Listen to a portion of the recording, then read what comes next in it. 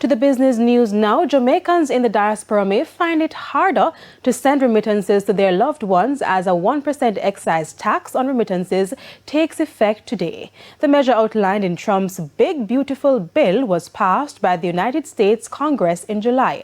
The new tax applies to cash and check transfers. President of the Jamaica Money Remitters Association, Margaret Campbell, says the policy could result in reduced remittance inflows from the Jamaican diaspora.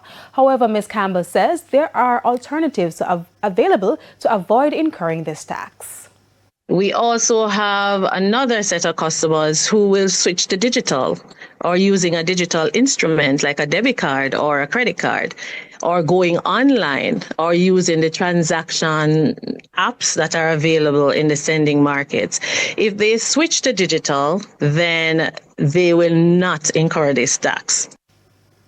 Meanwhile, Finance Minister Favour Williams says while the government is still assessing the possible effects of the new tax, she does not believe that it will result in any significant fallout.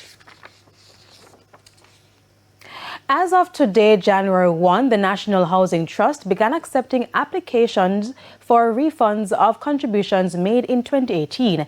The opening of the 2026 refund period allows qualified contributors to apply for a return of their contributions up to 2018, and eligible contributors may submit applications at any time during the year, the trust said.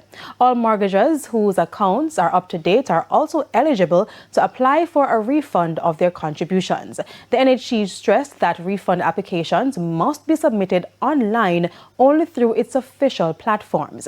Applicants are also being urged to ensure that all information submitted is accurate, as errors can delay processing or require applications to be resubmitted.